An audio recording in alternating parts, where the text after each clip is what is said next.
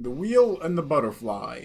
Written by Justice3442 and read by Justice and 3442! Chapter 33. Pinky vs. Road Trip.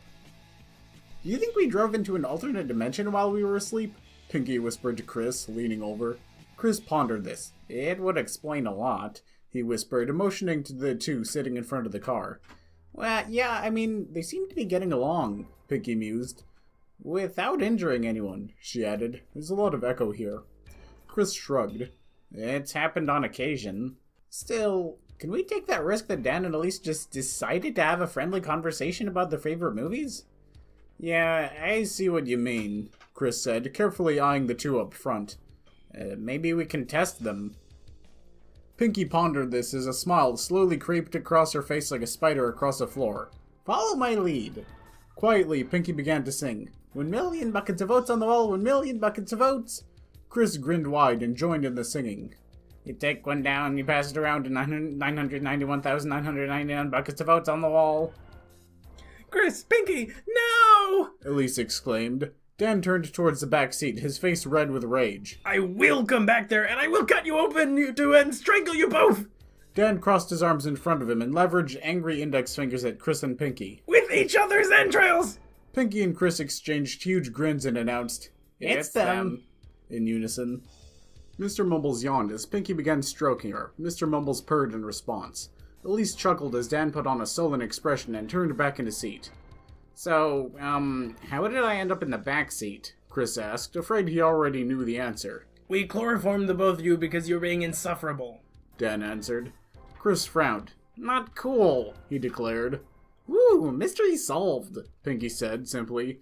Chris looked over to her. You're not even a little upset about this? He asked, throwing his forearms out, palms up. Pinky smiled and raised her hands into a shrug. I'm pretty used to it by now. As long as I wake up in the car next to Dan or in the apartment, yeah, I don't mind. Her smile grew as she placed her hands on the side of the car seat in front of her and peeked around to look at Dan. I've been knocked out in the car and woke up in the bed a few times. Dan blushed slightly. Ooh. Now, who do you suppose carried me up all those stairs and all the way into the apartment? Pinky purred as her smile changed into a sly grin. Dan crossed his arms and stared out into the darkening expanse of tree and fence-lined asphalt. You're heavy, he replied simply. Aww. Elise uttered from the driver's seat. Don't encourage her, Dan whined agitatedly, looking at Elise. What? I think it's sweet, Elise said. I drag Chris to the bed when I knock him out sometimes, too. Chris frowned. Well, as nice as it is to wake up in a soft bed wondering what the heck happened as opposed to the floor, I think I'd prefer not to be knocked out at all. Chris, Pinky began, putting a hand on the tall man's shoulder and leaning over. Sometimes people just need some quiet time, and chloroform is an easy-peasy, if toxic, way of getting that. Yeah, Chris, Dan insisted with a toothy grin. What are you suggesting? That I hit Pinky over the head to knock her out? That would just be barbaric. But Chris protested before he sighed. I'll just be quiet now. Elise chuckled. Pinky giggled and sat back in her seat. How long were we out? About 4 hours, Elise replied. Oh, well, that would explain why I have to use the bathroom really, really badly, Pinky said with a slightly pained look, crossing her legs. Chris's stomach made a churning sound. Yeah, me too, he said meekly. It's what you do get for eating so much, Dan replied. Pinky pouted. You said I could. Also, how was I to know you'd chloroform me? Dan turned back to fix his roomie with an evil grin. Didn't your pinky sense warn you? Pinky shook her head. I don't have one for imminent chloroforming. Don't worry, Elise said. We're almost to Salt Lake. We'll stop there and grab dinner, she said as the trees and concrete barriers gave way slightly to buildings that lined the side of the interstate. Pinky and Chris glanced at each other and gave a quick, Yay! Yay! in unison. Wait, an entire lake made out of salt? Pinky asked. That sounds kinda super irresponsible. Do people just walk around drunk on salt all the time? The other car occupants went quiet. Yeah, I'm not even gonna touch that one, Dan said. Touch what? Pinky asked in a confused tone, raising an eyebrow. Nothing, shut up, Dan replied. Great Salt Lake is just a really big lake that has a lot of salt in it. Woo! Pinky replied. Sounds, salty? Pinky offered. Here guys, I'll pull over at the next exit and we'll figure out a place to eat. Soon. Dan grinned a toothy smile full of sharp teeth. Hey, we found a Lenny's. Pinky giggled. No way, she said with a smile. Yep, Dan replied. The color drained from Elise's face. Ooh, sounds great. I could really go for a super grand slam with an extra side of bacon, Chris said hungrily. No, please no. Elise pleaded. Anything but... Dan laughed maniacally from the driver's seat as Pinky suffered from a giggle fit in the passenger seat. Chris and Elise sat in the back. Mr. Mumbles curled on Elise's lap. Chris had a slightly concerned look on his face. Elise had her face buried in both palms. Did you see their faces? Dan asked. Kaboom! Pinky shouted, jumping in her seat as much as the seatbelt would allow and flinging her hands in the air, smacking them against the car ceiling. Syrup everywhere! It could have been worse, Chris said softly to his wife. Elise removed a hand and glanced at Chris with a raised eyebrow. How could it have been worse? Well, we got under the table before they set off the syrup bomb, Chris offered. And nothing got set on fire, Chris added. Elise sighed quietly, one hand still covering half her face. That kinda is actually a plus in this case, isn't it? Chris shrugged. It's all relative with these two. Pinky slowly gained a foothold over her giggles and turned to face Chris. So, what should we sing next? Pinky, if you begin another round of obnoxious singing, I will crash this car on the passenger side, Jen threatened. Elise removed the hand from her face and looked up with a worried expression. Is that a dare or a double doggy dare? Pinky asked, giving her roomie a mischievous grin. Do you really want to find out? Dan responded in a threatening tone. Pinky's grin widened. I know a song that'll get on your nerves, get on your nerves, get on your eep! Pinky exclaimed as Dan pulled the car to the right and the concrete barrier suddenly got substantially closer. Ah! Chris said in alarm, leaning over to wrap protective arms around his wife. Dan, could you not crash our car? Elise asked in a demanding tone. What? It's not my fault you decided to sit behind her, and you're buckled in. You'd probably live. Dan insisted. Mr. Mumbles isn't. Elise pointed out. Mr. Mumbles mewed sadly from Elise's lap. Dan gave an exasperated sigh. Fine. He glanced at Pinky with eyes narrowed into slits. Just pick something that doesn't make me want to murder you. Pinky paused with a and a smile slowly spread across her face. Softly she began to sing. Elise and Chris smiled and joined in. Dan's grumpy expression slowly softened until he was grinning. Dan suddenly joined in the singing, claiming a line from the song. The other occupants of the car's smiles widened as she opted to become Dan's background singers. Dan chimed in. A few minutes later, Dan sung. His passengers replied. Everyone sang. His passengers replied. Everyone sang. Elise sung in a high pitch. Chris responded in a much lower pitch. Elise sung. Chris sang. The smiling occupants of the car once again joined voices. Dan sang, bobbing his head to the side with the rhythm. Everyone else in the car threw out their hands towards Dan. Pinky sang, imitating a piano. Dan continued. Chris and Elise answered. Pinky pleaded from the front seat, placing her palms flat against each other, putting her hands under her chin and turning and facing the couple with a grin. Chris reached his hands over and placed them on Dan's shoulders. Pinky responded, feigning struggling to get one of Chris's arms off Dan. Dan sang. The other three responded. The four joined their voices again. Dan sang, attempting to feign distress through his smile. Everyone sang in unison again. The four mimicked the sound of a guitar as they all began a round of vigorous headbanging. Pinky's long hair flew in all directions from the passenger seat. Soon. Gracious! Pinky said, mimicking a gong. The four broke out into guffaws, chuckles, giggles, and laughter. Dan smiled. Alright, my turn. He grinned mischievously. I know a great driving song. Still smiling, Chris piped up. Uh-oh, should we be worried? That tone tells me we should be worried. Pinky giggled. Probably, she answered. Dan sang, his mischievous face starting to go full evil. Pinky joined him on the next line, looking over with an equally evil grin.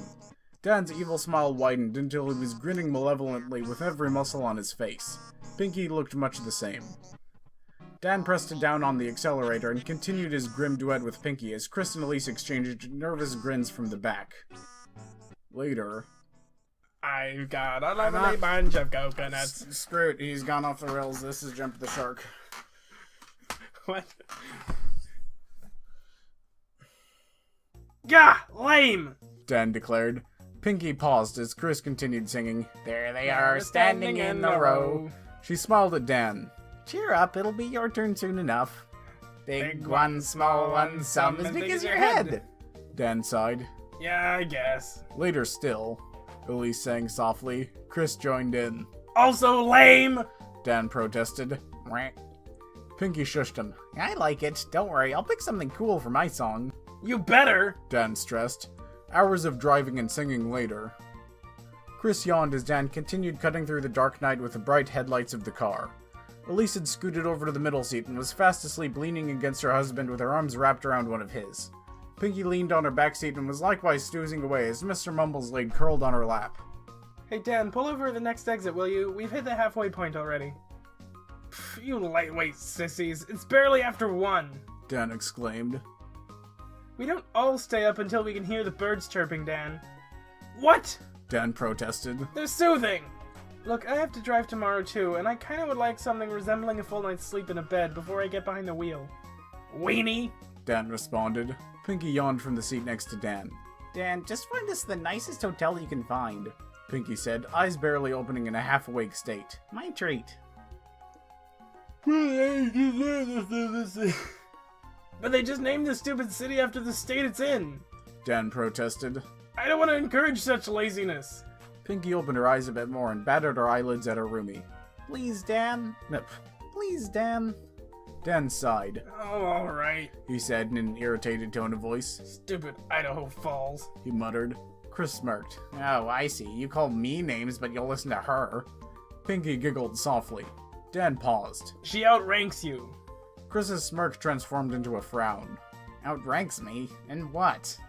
The Dan Army, of course. Dan replied. What? Chris exclaimed. I've pretty much been the entire Dan Army until you met Pinky, he insisted. Dan smiled as he drove the car off into an off-ramp. Not quite. Mr. Mumbles joined before Pinky, and she outranks you too. Mr. Mumbles mewed softly from Pinky's lap. Oh, come on! Chris protested. Mr. Mumbles is a cat! That's Lieutenant Mr. Mumbles to you, Dan responded. And you'll salute when addressing her. And me, and Pinky. Pinky responded softly. Chris narrowed his eyes and continued frowning. What's my rank? The lowest. You're the Chris, Dan replied. That's not even a real rank, Chris responded. That's just how low it is, Dan retorted. Pinky said, her giggling giving way to full laughter. Chris put on a sullen look. Okay, what's Pinky's rank? Dan glanced to the side for a second. Commodore, he answered. Commodore is a Navy rank, Dan, Chris said flatly. Dan trailed off. Pinky turned her body to look at Chris and announced, The Dan Army has its own special ranking system, she insisted. Hey, no tag teaming, Chris objected. Dan grinned at his roommate. See, Chris, this is the sort of stuff you'd know if you'd ever managed to rise in the ranks. Chris crossed his arms.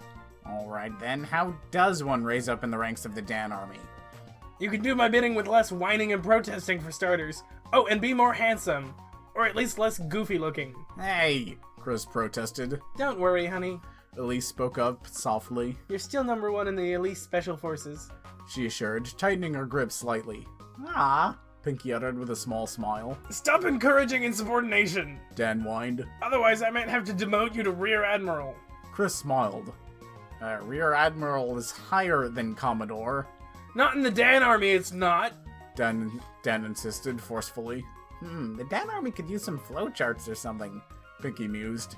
Dan pulled the car into a parking lot. There, that looks pretty big, Dan said, motioning out to a large, 4-story tall hotel with a large entrance and porte-cochere jutting out of the center. We'll probably get a nice view of the stupid river when it's light. Ooh, fancy and schmancy, Pinky commented. Alright, Commodore, mustache Mr. Mumbles, Dan ordered. Aye, Dan, Pinky responded with a happy smile and salute. Dan exited the car, threw the keys in the back seat, closed the driver's side door, walked to the passenger side, opened the door for Pinky, and leaned down to unbuckle her seatbelt for her as the recently mustached Mr. Mumbles jumped off her lap and onto Dan's shoulder. Pinky giggled and brushed some of her hair from the side of her face as Dan stood back up. Pinky bent down to grab her pink bag and looked up to see Dan holding out a hand for her. Pinky smiled wide enough to make an audible squeak sound as she took the hand and Dan helped her to her feet. My, such gentlemen, Pinky cooed as she planted a peck on Dan's cheek. Dan smiled at her and turned to Chris. Get the luggage, Chris. He paused as his teeth emerged from his smile. Oh, and get the bags too. Hey! Chris and Elise said in unison. Dan turned and ran towards the hotel, shouting, Oh no! The elite special forces are attacking! Protect your commander and lieutenant with your life, Commodore! Pinky pointed a finger to herself and put on a "who, me?" expression. Wait, how am I going to pay for our rooms if I'm taken prisoner? Dan stopped and turned, his toothy grin and the silver case he was holding glinting under a parking lot light. Pinky laughed and gave chase. You jerk! I won that money fairsies and squaresies! The Dan Army thanks you for your contributions! Dan shouted as the automatic doors opened for him and he ran into the hotel, Pinky sprinting after him.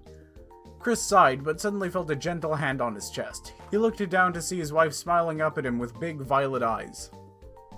Let them have their fun. I think grabbing a couple suitcases is a small price to pay for a fancy hotel room and a view of the river.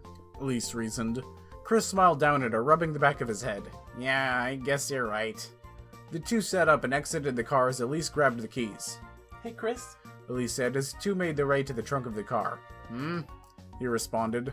Do me a favor and just stay the Chris in the Dan Army. I'd prefer if you didn't explode syrup over any restaurants. Elise stated. Chris smiled. Of course, sweetie. His smile dropped slightly. I doubt I could keep up with those two anyway.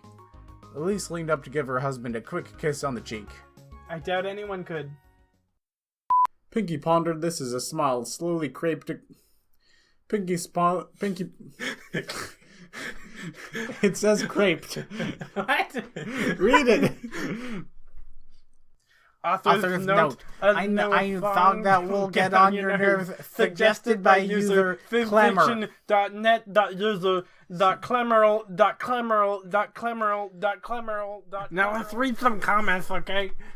Eraser says, I think you could get away with quoting a few lines from the song, and you could retell the rest with phrases like, she asked Scaramouche to dance Fandango. Song Avenger 225 says, when do they fall in love with each other? The waiting is killing me. Dust Chew says, funnily enough, I'm not even bothered by the constant strip teasing, Lyra shrug. T. Brother says, Mamma mia, mamma mia, mamma mia. Thanks for listening, listeners.